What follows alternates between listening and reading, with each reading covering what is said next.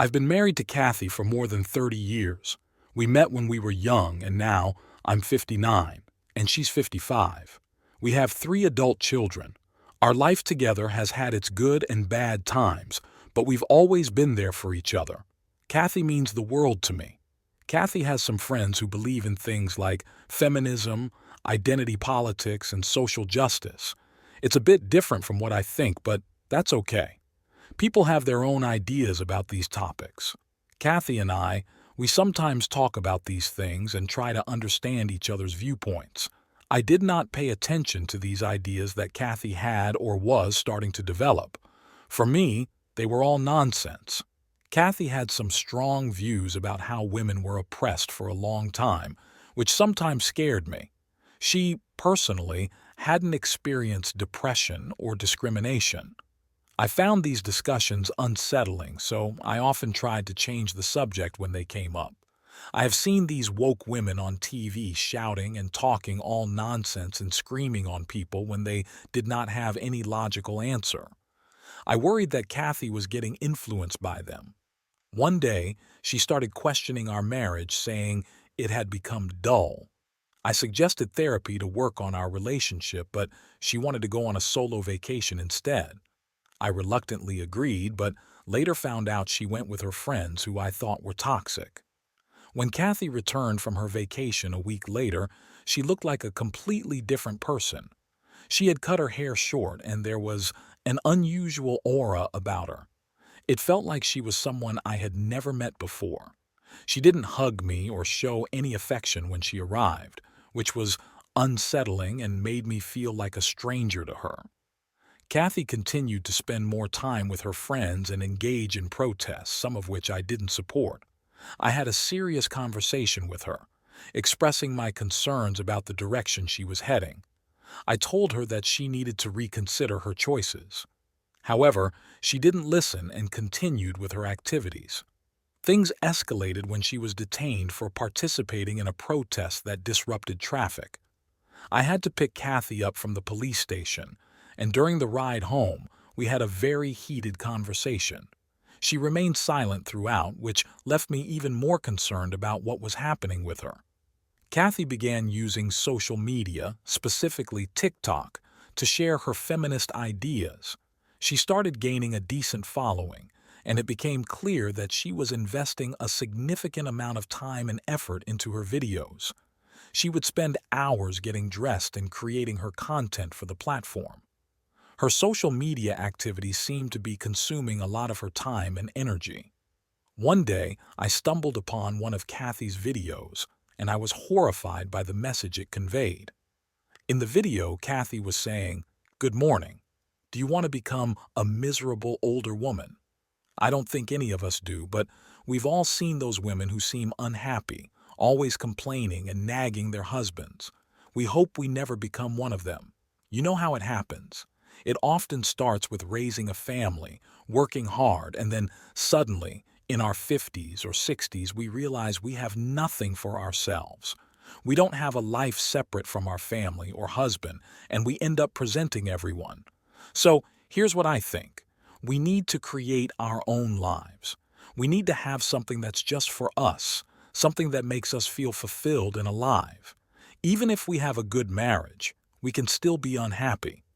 We don't necessarily need a divorce, but we need to find what fills us up and makes us feel like we've truly lived our lives. Life is short and time is running out.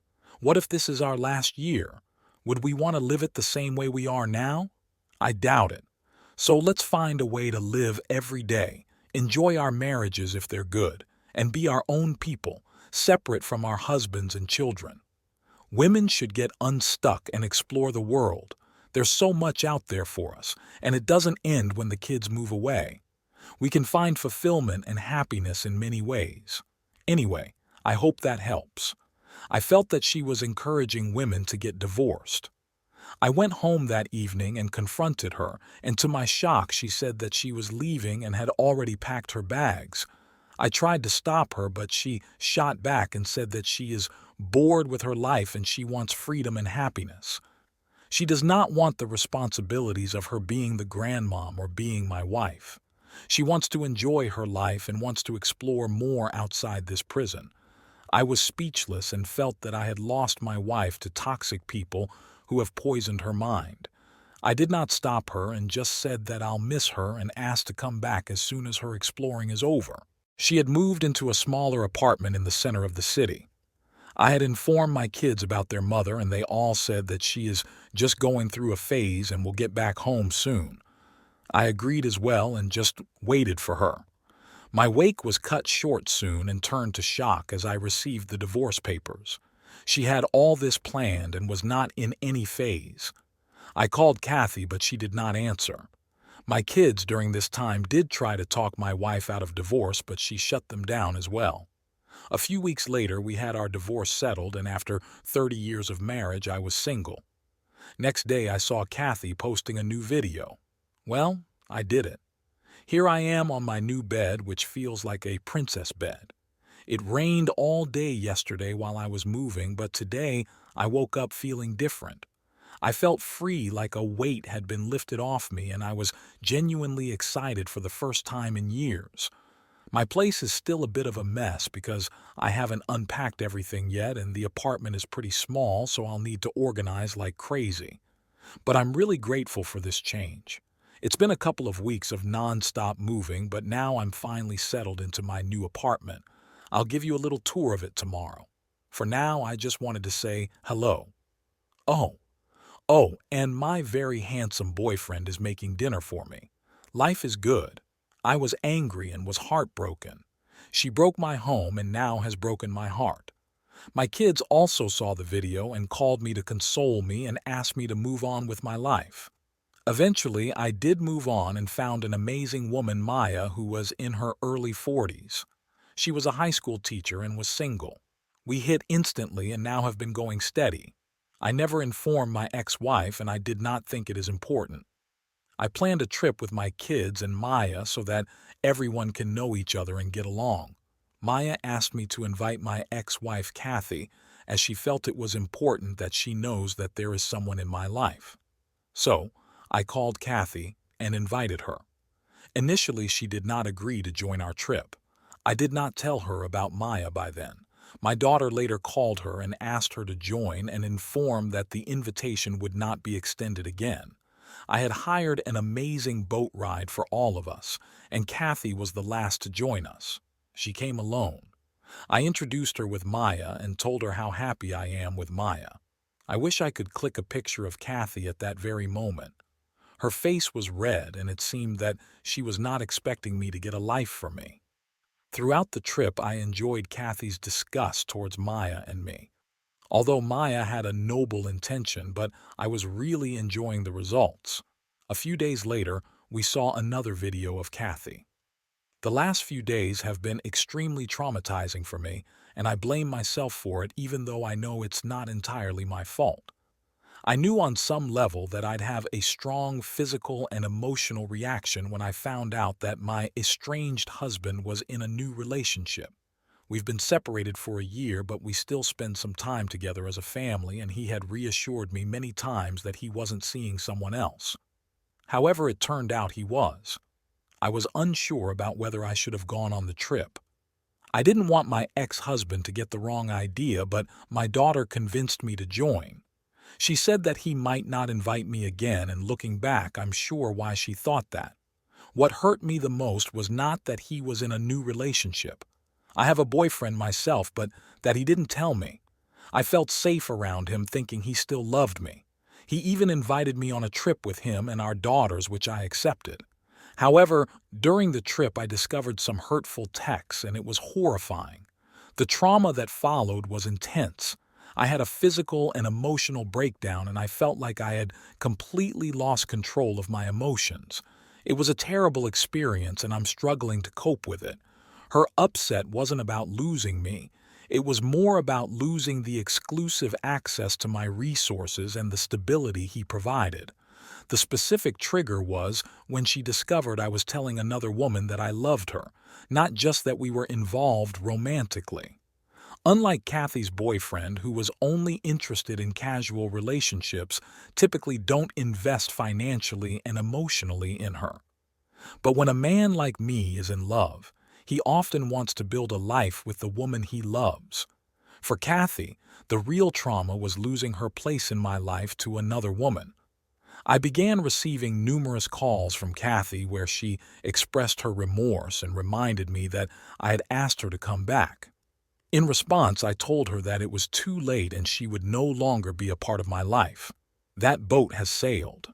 She had made her choice, created her own circumstances, and now she needed to live with the consequences of her decisions. A few days later, we saw another video from Kathy. Things aren't going that great for me. I keep thinking about how it used to be, back when things were good. Maybe all of this is my fault. Maybe I'm selfish or self-centered. I'm struggling with all the fakeness, all the pretending I'm fine. I think I was in shock before, but now reality is sinking in. I know it's just a separation and there are worse things in the world, but I'm uncertain about what my life will be like. I can only remember the good things. It's hard to recall anything bad. I remember this lovely woman who was a close friend. They even invited me to dinner tonight and I bought gifts for their children. I thought I should go and have dinner with them instead of being at home with my own family.